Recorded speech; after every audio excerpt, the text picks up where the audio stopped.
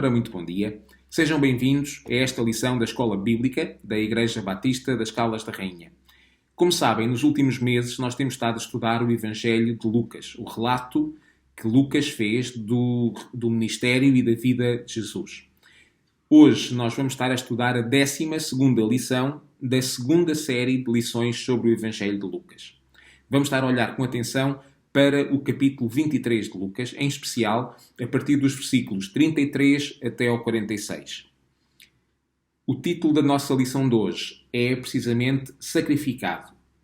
E tem este título porque nós vamos estar a olhar para o relato que Lucas faz do sacrifício de Jesus na cruz, o sacrifício remidor do próprio Filho de Deus em favor de mim e em favor de ti. E como de costume, nós vamos dividir o nosso texto em partes mais pequenas para podermos estudar com mais atenção. Normalmente dividimos o nosso texto em 3 partes, hoje vamos dividir em 4. A primeira parte, desde os versículos 33 até ao 34. A segunda parte, versículos 35 até ao 39. A terceira parte, desde o 40 até ao 43. E depois, a quarta parte, o 44 até ao 46. Não vamos deixar de fazer também o desafio pessoal e a aplicação pessoal daquilo que nós aprendemos hoje nesta lição. Então, antes de começarmos, nós vamos pedir a Deus que possa abençoar-nos neste momento e que possa ajudar-nos a entender aquilo que Ele nos quer ensinar. Então vamos orar. Senhor Deus, Tu és soberano sobre todas as coisas. Tu és soberano sobre as nossas vidas. Tu és soberano sobre estes momentos que estamos a passar agora em que vamos estudar a Tua Palavra. Como Teus filhos e como Teus servos, nós reconhecemos a Tua autoridade sobre as nossas vidas. E nós queremos, ó Deus, moldar a nossa vida à Tua imagem e queremos moldar a nossa vida de acordo com as Tuas expectativas para nós. Por isso nós pedimos que Tu nos dês corações humildes e ensináveis para aprendermos aquilo que Tu nos queres ensinar hoje e nos dês a sabedoria para pôr em prática tudo aquilo que vamos aprender. Em nome do Teu Filho Jesus. Amém. Muito bem. Então, só para compreendermos um bocadinho o contexto de tudo aquilo que tinha acontecido anteriormente. Portanto, Jesus foi preso, ele foi informalmente interrogado por Anás e depois por Caifás. Entretanto, o Sinédrio convocou todos os líderes do povo para uma audição mais formal de Jesus e eles acusavam-no de se ter declarado igual a Deus, ou seja, de ter blasfemado ao dizer que ele era Deus e que estava no mesmo nível que Deus. Depois, os líderes do povo, as autoridades civis e mesmo os sacerdotes levam Jesus perante o governador romano, como sabemos era Pôncio Pilatos, porque só os romanos é que tinham autoridade para mandar executar alguém. Os judeus não podiam matar ou mandar matar ninguém. E a acusação que eles levaram perante Pilatos é que Jesus encorajava o povo a não pagar os impostos a César e acusavam-no de querer ser rei sobre os judeus, destruindo ou ameaçando o domínio dos romanos sobre a Palestina e sobre a Judeia. Quando Pilatos soube que Jesus era da Galileia, ele enviou-o de volta para Herodes, que governava não só a região da Judeia, mas também a região da Galileia. Herodes, no início, ficou muito feliz por ver Jesus, porque ele queria ver o Jesus e queria presenciar ao vivo um dos célebres milagres que Jesus ia fazendo, mas a ideia é que Jesus ficou... A ideia não, o relato que Lucas nos faz é que Jesus ficou em silêncio perante Herodes. E esse silêncio cumpriu a profecia de Isaías. Nós lemos em Isaías 53:7 que ele foi oprimido e afligido e não abriu a boca como um cordeiro que é levado para o matador. E como uma ovelha muda perante os seus tosquiadores, ele não abriu a boca. Portanto, nós podemos ver que tudo aquilo que aconteceu na vida e no ministério de Jesus não aconteceu por acaso, mas aconteceu cumprindo tudo aquilo que, durante centenas e até milhares de anos, tinha sido dito antes sobre ele, sobre a sua vinda, sobre o seu nascimento e sobre o seu ministério. Depois, Herodes, muito chateado com aquilo, enviou Jesus de volta para Pilatos. Pilatos reconheceu que nenhuma daquelas acusações era válida, tentou libertar Jesus, tentou convencer os judeus a crerem que Jesus fosse libertado, mas os líderes religiosos incitaram a multidão a pedir a crucificação de Jesus. Finalmente, Pilatos, diz-nos Lucas 23, desde o versículo 13 até ao versículo 25, que finalmente Pilatos entregou Jesus nas mãos deles. Depois de ter sido torturado e espancado, açoitado, Jesus ficou de tal maneira fraco e os efeitos físicos do castigo que foi dado a Jesus pelos soldados romanos foi de tal maneira que tiveram que chamar Simão, Cireneu, para ajudar Jesus a transportar a sua cruz, a carregar a sua cruz até ao lugar da crucificação. Normalmente isso não acontecia, era o próprio condenado que tinha que fazer o percurso, fazia parte da sua condenação. Mas ali ele estava tão fraco que não havia outra hipótese.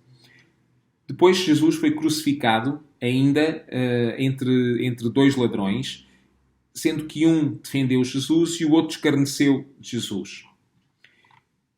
Tendo conhecimento deste contexto, nós vamos olhar para o nosso texto em particular. Como dissemos, Lucas 23, desde o versículo 33 até ao 34, a primeira parte. Diz assim: Quando chegaram ao lugar chamado Caveira, ali o crucificaram, ele e também os criminosos, um à sua direita e o outro à sua esquerda. Jesus, porém, dizia: Pai, perdoa-lhes, porque não sabem o que fazem. Então repartiram entre eles as roupas dele, tirando sortes sobre elas. Ok. Vamos começar por olhar para o versículo 33. No versículo 33, nós vemos que a crucificação de Jesus estava preparada e programada para ser realizada num lugar com um nome muito particular, um lugar chamado a Caveira. Numa outra tradução, ou numa outra maneira de falar, talvez conheçamos melhor, chama-se o Gólgota. Só o nome do lugar mete respeito, não é? E deixa antever que o que se passa ali não é de todo agradável. A imagem é horrível e a crucificação em si ainda é mais horrível. E a verdade é que a crucificação era um modo terrível de morrer e era de tal maneira terrível que era proibido pela lei romana crucificar cidadãos romanos. Só poderiam ser crucificados cidadãos não romanos. O que matava o crucificado, e nós não vamos entrar em muitos pormenores, o que matava o crucificado não era a dor lancinante dos pregos nos pulsos e nos pés, era a asfixia. Eles acabavam por ter hemorragia interna e o sangue inundava os pulmões e eles acabavam por morrer asfixiados ou afogados no próprio sangue. Quando Jesus foi crucificado, foi isto que ele viveu e que ele sentiu. E quando a cruz é levantada e encaixada no chão, o peso do corpo cai com toda a força da gravidade. E durante horas, o crucificado, e Jesus, foi o que aconteceu a Jesus, o crucificado tinha que escolher entre tentar erguer o corpo, forçando as feridas dos pés e das mãos para conseguir respirar, ou então desistir de respirar, para salvar as dores, para não ter tantas dores nos pulsos e nos pés. A asfixia, aliada à perda de sangue e à exaustão em que os crucificados estavam, acabavam então por ser fatais. Diz-nos o texto diz-nos Lucas que ele foi crucificado juntamente com dois criminosos, um à direita e outro à esquerda. Em Isaías 53, nós também vemos que o servo sofredor seria contado entre, ou no meio, dos transgressores. Aquele que foi acusado de blasfémia era agora ele blasfemado. Depois, no versículo 34, nós vemos uma coisa muito interessante. Diz-nos que enquanto Jesus estava na cruz, e nós sabemos que estando naquela condição e naquela situação, efetivamente, ele sentia dores atrozes, dores que nós não conseguimos sequer imaginar, mas, no entanto, nós ficamos surpreendidos ao olhar para a oração que Jesus faz naquele momento. Veja o que Jesus disse. Ele diz assim: em vez de procurar alívio para o seu problema, que é aquilo que nós fazemos quando temos dores, quando temos problemas, pedimos a Deus que possa aliviar-nos o sofrimento, que possa aliviar-nos o problema que nos causa essas dores. Mas veja o que é que Jesus fez. Pai, perdoa-lhes porque não sabem o que fazem. Mesmo perante o sofrimento que ele estava a atravessar, o Senhor Jesus pediu a Deus que perdoasse aquele pecado que os que o crucificavam, e aqui não estamos a dizer que eram os romanos ou que eram os judeus, não estamos aqui a dizer que era alguém em particular, mas aqueles que efetivamente cumpriam aquilo que fazia parte do plano de Deus, Jesus pediu que Deus os perdoasse por fazerem aquilo. Tal era o amor que ele sentia, esse amor que o levou à cruz. Temos que nos lembrar que aquilo que prendeu Jesus na cruz, apesar de ele ter sido pregado nas mãos, ou nos pulsos e nos pés, aquilo que prendeu Jesus na cruz não foram os pregos. Aquilo que prendeu Jesus na cruz foi o amor que ele sente por mim e por ti. Foi isso que o levou à cruz e foi isso que o manteve na cruz. Porque nós não tínhamos dúvida nenhuma que a qualquer momento, tendo em conta que ele era o Filho do próprio Deus, a qualquer momento ele podia simplesmente ter terminado com aquela situação. Ele podia simplesmente ter saído da cruz, ele podia ter feito algum milagre, ele podia ter amenizado o seu sofrimento, qualquer coisa. Mas ele escolheu não o fazer. Ele escolheu ficar ali por amor a mim e a ti. Agora, o que nós temos que entender também é que tudo isto não faz de Jesus uma vítima. Jesus não foi uma vítima da maldade dos romanos ou da maldade dos judeus ou dos sacerdotes que tinham inveja dele. É verdade, eles eram maus, é verdade, eles tinham inveja, é verdade, eles queriam matá-lo. Mas Jesus não era uma vítima. Se algum dia pensarmos que Jesus foi na cruz uma vítima, nós devemos lembrar-nos de pelo menos estes 3 versículos. João 10, 17 diz assim: Por isto o Pai me ama, porque eu dou a minha vida para voltar a tomá-la. Ninguém a tira de mim. Eu mesmo a dou e tenho poder para e tenho poder para a dar e para tornar a tomá-la. Este mandamento eu recebi do meu Pai. Ou seja, ele tinha poder para dar a sua vida, tinha poder para voltar a tomá-la naquele momento ou mais tarde, como aconteceu na ressurreição, mas ele não o fez porque tinha recebido aquele mandamento de Deus, que era o plano de Deus para a nossa salvação, exigia que ele passasse por aquilo. Gálatas 1,4 diz-nos assim, diz o apóstolo Paulo referindo-se a Jesus, o qual se deu a si mesmo, pelos nossos pecados, no nosso lugar, pela nossa culpa, com o objetivo de nos livrar do presente século mau, segundo a vontade do Pai. Tal como dizia em João 10, 18. É a vontade do Pai. E Jesus estava interessado e preocupado em que a vontade do Pai fosse realizada, mesmo que isso implicasse sofrimento para ele.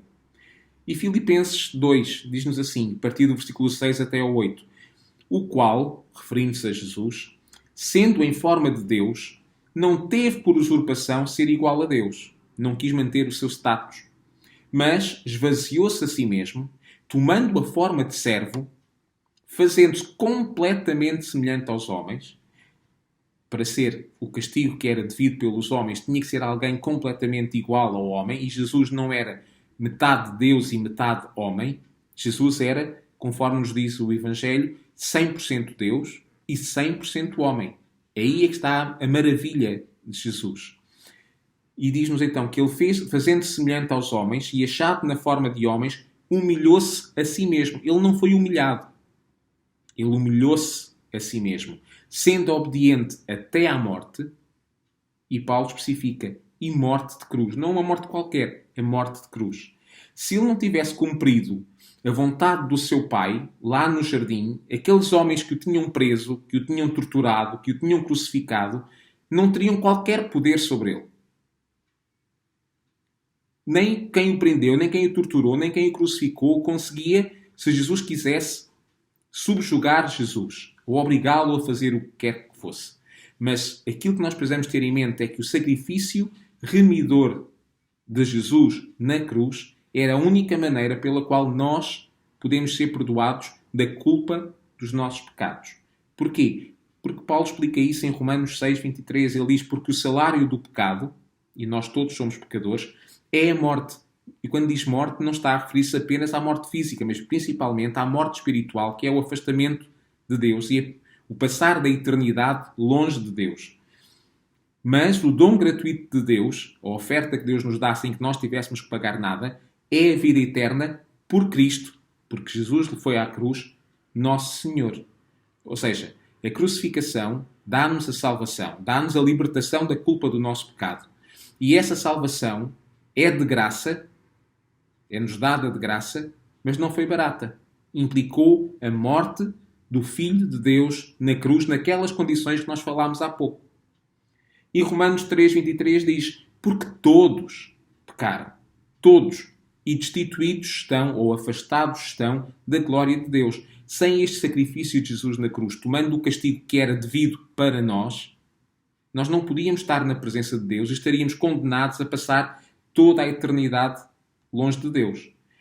Assim, nós já podemos passar a eternidade juntamente com Deus, é isso que é a vida eterna. Porquê? Porque o castigo que nós devíamos levar pelos pecados que nós temos cometido e que vamos cometer, já foi levado por Jesus.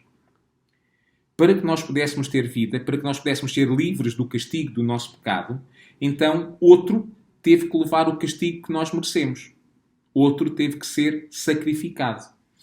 Se eu levasse o castigo que eu mereço, e atenção, que ainda assim não era garantia nenhuma que pudesse alcançar a vida eterna, eu apenas estaria a levar a justa retribuição daquilo que eu fiz. Ou seja, eu apenas estaria a colher os frutos que semeei. Ainda assim, Jesus não merecia o castigo que levou e por isso eu posso ter a vida eterna. Porque Jesus se voluntariou e se ofereceu e se sacrificou no meu lugar. Diz-nos Isaías 53, desde o versículo 3 até ao versículo 7. Ele era desprezado e o mais rejeitado entre os homens, homens de dores e experimentado em trabalhos. E como um de quem os homens escondiam o rosto, ele era desprezado e não fizemos dele caso algum. Verdadeiramente, ele tomou sobre si as nossas enfermidades e as nossas dores. Levou sobre si, e nós o reputámos por aflito e ferido de Deus. Mas ele foi ferido por causa das nossas transgressões e moído por causa das nossas iniquidades. O castigo que nos traz a tal paz com Deus, estava sobre ele, e pelas suas pisaduras, pelas suas dores, nós fomos sarados. Todos nós andávamos desgarrados como ovelhas e cada um se desviava pelo seu caminho. Mas o Senhor fez cair sobre ele a iniquidade ou o castigo de todos nós. Ele foi oprimido e afligido, mas não abriu a sua boca. E como um cordeiro foi levado ao matador, e como uma ovelha muda perante os tosquiadores, assim ele não abriu a sua boca. Já lemos este texto há pouco. A referência de Isaías ao cordeiro remete-nos logo para o sistema sacrificial que Deus tinha instituído no Velho Testamento, na Velha Aliança.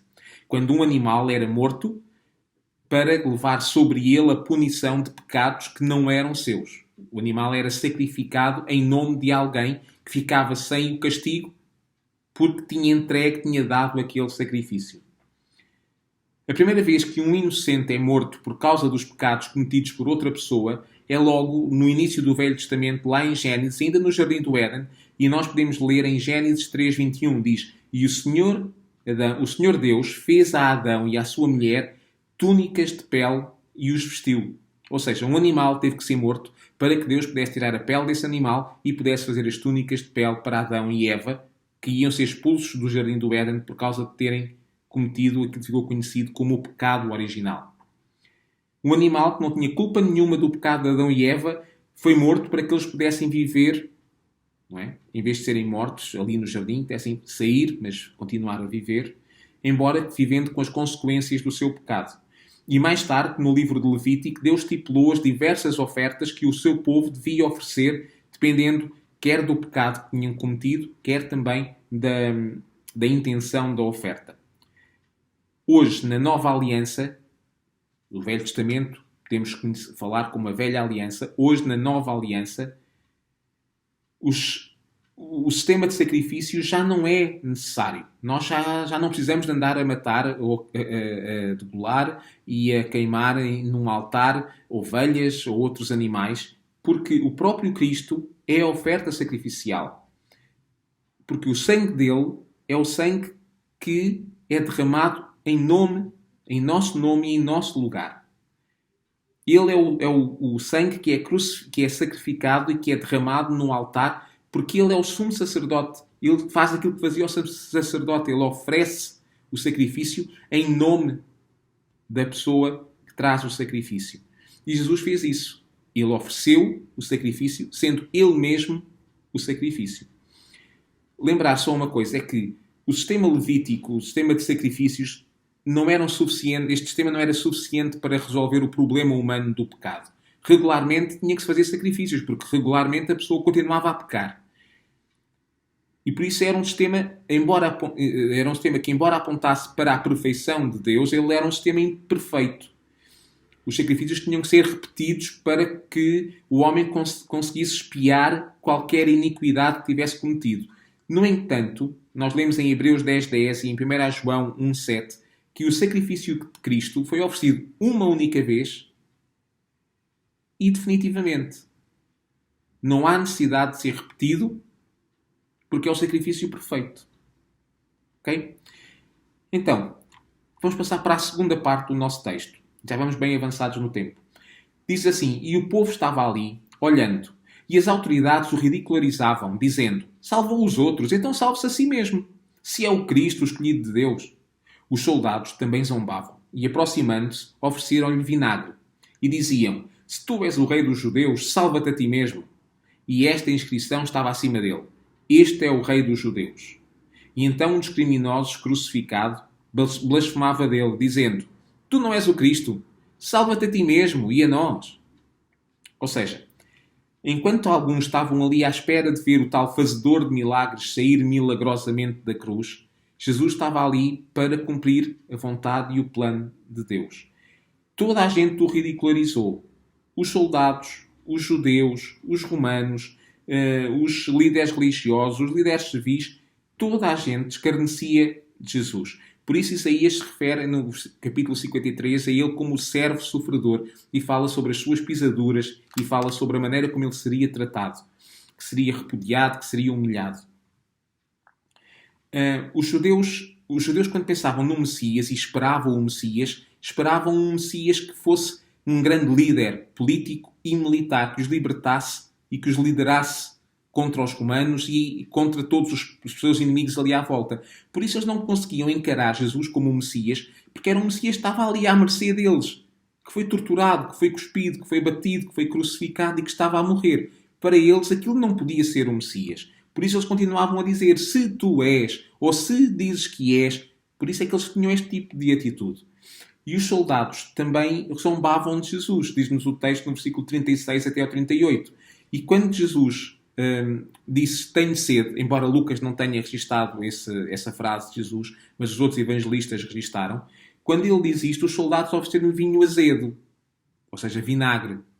Puseram uma esponja ensopada em vinagre e ergueram-na até à boca de Jesus. Não é? Portanto, em tudo, Jesus cumpriu aquilo que estava escrito sobre ele, embora pudesse não o fazer, se essa fosse a sua vontade. Mas a sua vontade foi sempre cumprir o plano de Deus e cumprir a vontade de Deus. Terceira parte. Versículos 40 a 43. Diz assim: mas o outro, repreendendo-o, disse: não temes a Deus, nem mesmo sofrendo a mesma condenação. O outro ladrão. Nós, na verdade, estamos a receber com justiça aquilo que os nossos atos merecem. Mas este homem não fez mal nenhum. Então disse: Jesus, lembra-te de mim quando entrares no teu reino. E Jesus lhe respondeu: em verdade te digo que hoje estarás comigo no paraíso. Como dissemos, Jesus foi crucificado entre dois criminosos, um ladrão de um lado, um ladrão do outro, e um deles sabia que estava a receber exatamente a consequência daquilo que ele tinha feito. Nenhum deles podia dizer que não merecia estar ali. Nenhum dos ladrões podia dizer que era inocente. Mas eles também sabiam que Jesus não merecia efetivamente aquilo que estava a acontecer. E por isso um dos criminosos disse a Jesus: lembra-te de mim quando entrares no teu reino. E é uma frase extraordinária, uma frase maravilhosa. Como é que aquele homem que estava ali prestes a morrer podia lembrar-se de alguém depois? Pode parecer loucura, mas a fé deste homem fê-lo perceber que efetivamente aquele Jesus que estava ali não estava a acabar. Aquilo que estava a acontecer não era o fim para Jesus e que ele ia entrar no seu reino, e então aí ele podia lembrar-se dele. E por isso aquele ladrão fez aquele pedido, e aquele reconhecimento de culpa e aquele apelo por salvação. Podemos imaginar a calma com que aquele homem morreu, porque a seguir ao apelo dele, Jesus diz uma coisa extraordinária. E Jesus diz assim: em verdade te digo que hoje estarás comigo no paraíso. Não lhe diz, em verdade te digo que se acontecer isto ou aquilo, que se fizeres isto ou se outros fizerem, pode ser que tenhas a sorte de vir um dia. Não, é a certeza. É a certeza que nós podemos ter também. Que através do sacrifício de Jesus na cruz nós temos garantia da salvação e temos garantia de estar na presença de Deus um dia durante toda a eternidade. Depois, quarta parte do nosso texto, versículos 44 a 46, diz assim: Já era quase a hora sexta, e houve trevas em toda a terra até à hora nona, pois o sol se havia escurecido, e o véu do santuário rasgou-se ao meio. Então, exclamando em alta voz, Jesus disse: Pai, nas tuas mãos entrego o meu espírito. E tendo dito isto, expirou. Então, a hora sexta, a que Lucas faz referência, é o meio-dia. E a hora nona, às 3 da tarde. Porque eles começavam a contar bem mais cedo do que nós, desde o nascer do sol. Então, diz-nos o texto que desde a hora sexta, desde o meio-dia até às 3 da tarde, houve escuridão total sobre a Terra. Nós estamos a falar de um mero eclipse solar. Mesmo o eclipse total, quando ele acontece, apesar de nós não conseguirmos ver aquele disco, chamado disco solar, não é? Continua a haver dia. E é raro ficar muito escuro. Às vezes acontece ficar um bocado mais escuro, dependendo da zona do globo que estamos a observar o eclipse solar. Mas aqui o que o texto está a dizer é que não foi um mero eclipse. Houve escuridão total sobre a Terra. E em Amós, nós lemos, Amós 8:9, nós lemos: E sucederá que naquele dia, diz o Senhor Deus, farei que o sol se ponha ao meio-dia e que a terra se entenebreça no dia claro. Ou seja, Amós, centenas de anos antes de Jesus estar na cruz, Amós profetizou que aquilo que o Senhor estava a dizer ia acontecer, que ao meio-dia o sol ia desaparecer. E o dia claro ia se transformar em noite escura. E Amós refere isto como um sinal do julgamento de Deus sobre o povo. Quando os hebreus estavam no Egito, houve 3 dias de trevas antes de haver a libertação da Páscoa e antes deles saírem, lemos isso em Êxodo 10, 3 dias de escuridão e depois, quando Jesus estava na cruz, 3 horas de escuridão também.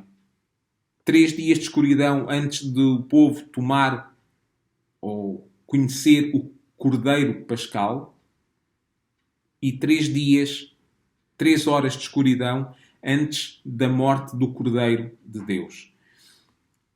É extraordinário nós vermos isto porque isto é mais do que uma coincidência, é a criação, é a natureza, todo o universo a manifestar-se de uma forma bem visível perante aquilo que estava a acontecer. O sacrifício do próprio Filho de Deus ali na cruz, feito homem, tendo-se esvaziado de si mesmo e assumindo a condição de servo. E depois Lucas diz-nos que há uma outra coisa que está a acontecer e saímos de olhar para o Gólgota e passamos a olhar para o templo.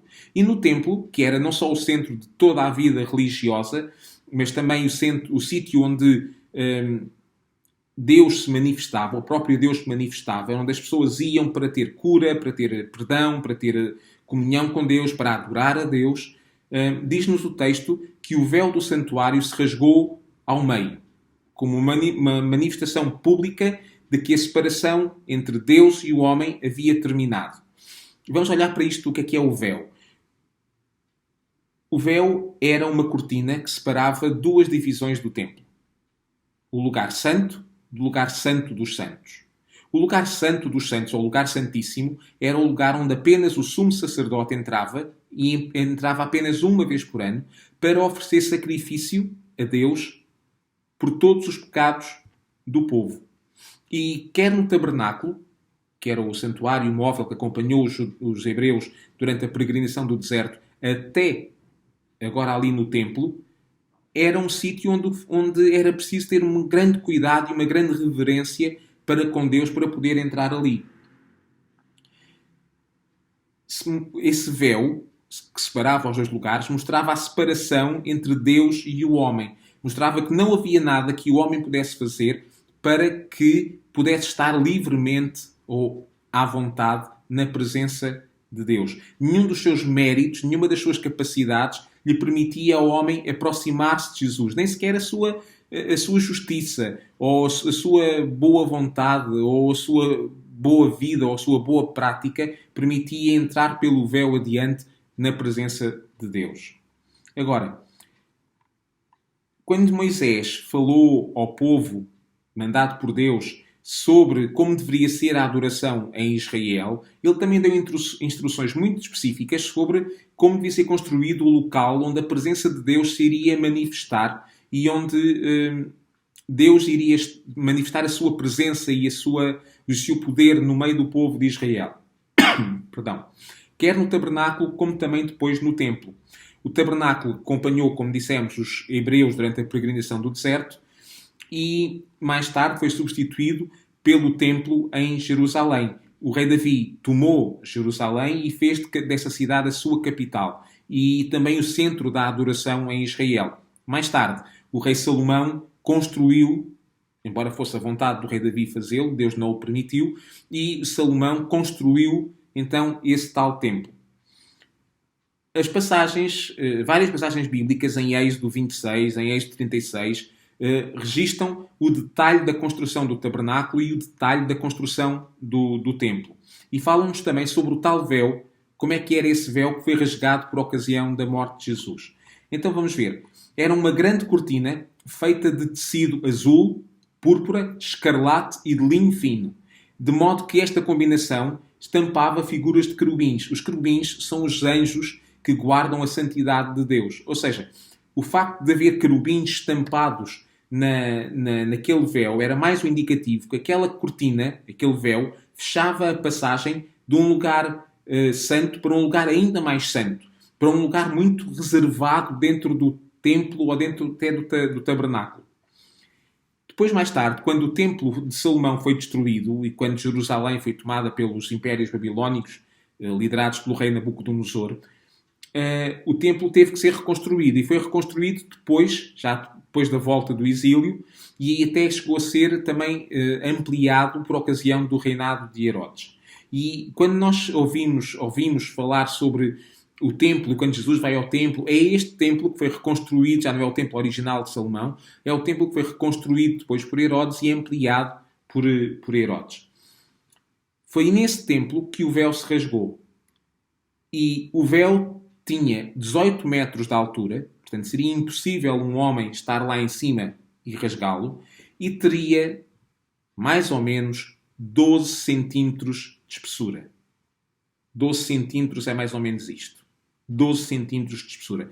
Portanto, embora estas medidas não sejam unânimes em todos os estudiosos da Bíblia, mas vamos aceitar que teria então os 18 metros de altura e os 12 centímetros de grossura. Seria impossível um homem ter força suficiente para rasgar 12 centímetros de espessura de tecido.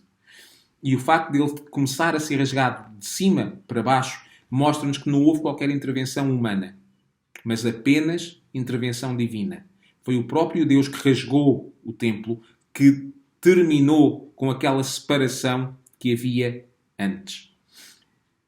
O próprio historiador Flávio Josefo, um historiador hebraico que depois se tornou cidadão romano e ficou conhecido como Tito Flávio Josefo, e foi um historiador que viveu no primeiro século depois de Cristo, destaca como, nos seus relatos históricos, ele destaca como era altamente improvável que alguém humano, conseguisse rasgar aquele véu. E isto foi um evento histórico.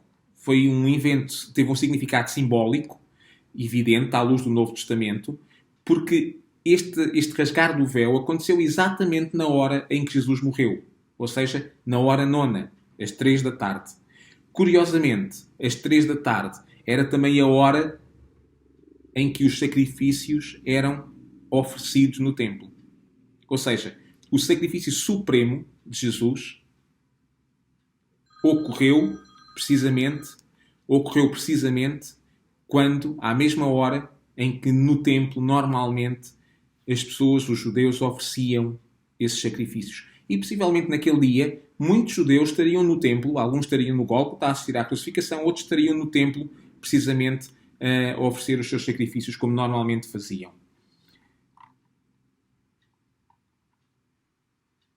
No versículo 46, nós não podemos deixar de olhar para as palavras de Jesus.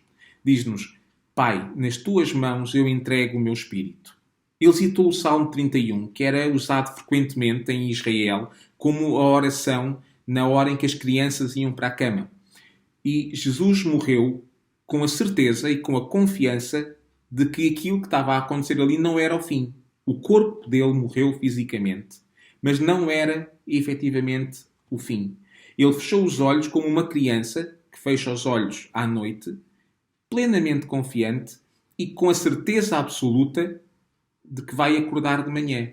E Jesus sabia que aquilo que estava a acontecer ali na cruz era apenas uma parte, uma etapa daquilo tudo que ainda haveria para acontecer a seguir.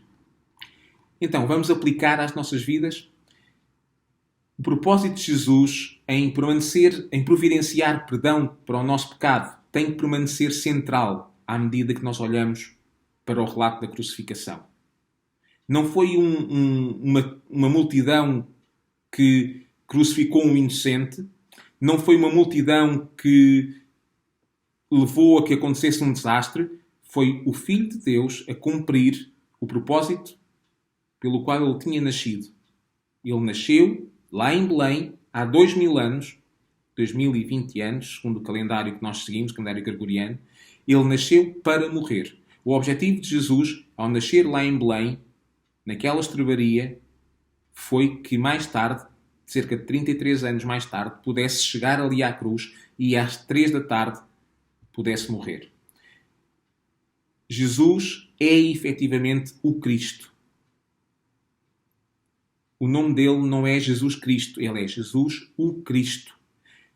Independentemente daquilo que outros possam dizer, ele é aquele que foi oferecido em sacrifício, é aquele que permite a remissão dos nossos pecados e que nos permite que nós não sejamos mais, não nos seja pedida a nós contas sobre o nosso pecado, mas que nós possamos, livres da culpa do nosso pecado, aceder diretamente à presença de Deus. Depois, não há outro caminho para chegar a Deus a não ser através de Jesus. Ele próprio disse: Eu sou o caminho, a ressurreição e a vida.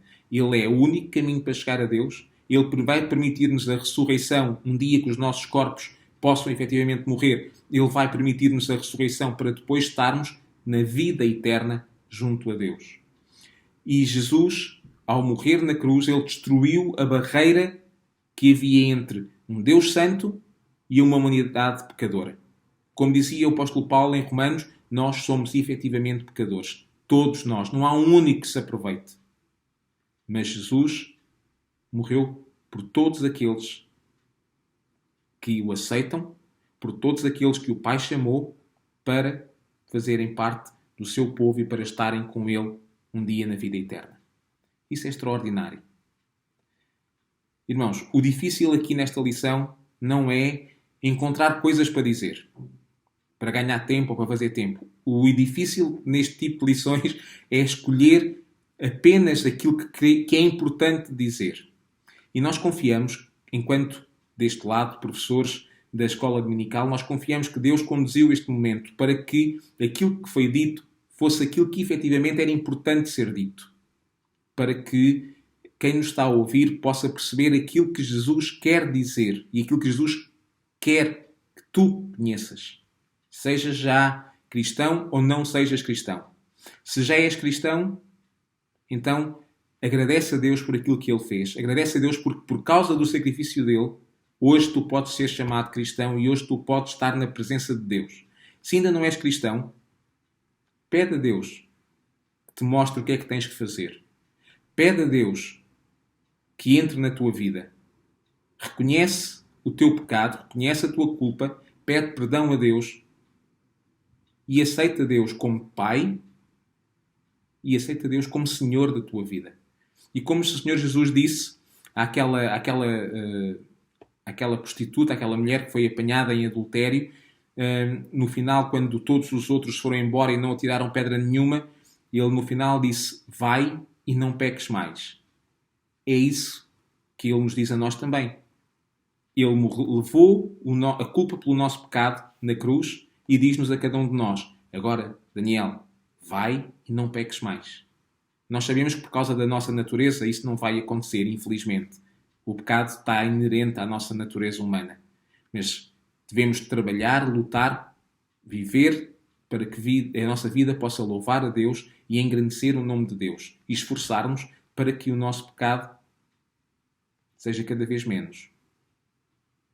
E um dia, efetivamente, por causa da morte de Jesus na cruz e do sacrifício remidor dele na cruz, nós vamos poder estar com ele, celebrando em grande alegria no céu, não um dia, não dois, mas eternamente.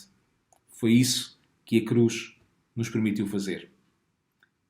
Glória a Deus, graças a Deus por isso, e desejo-te uma boa semana, que Deus ricamente te abençoe. Voltaremos a ver-nos para a semana, se Deus quiser.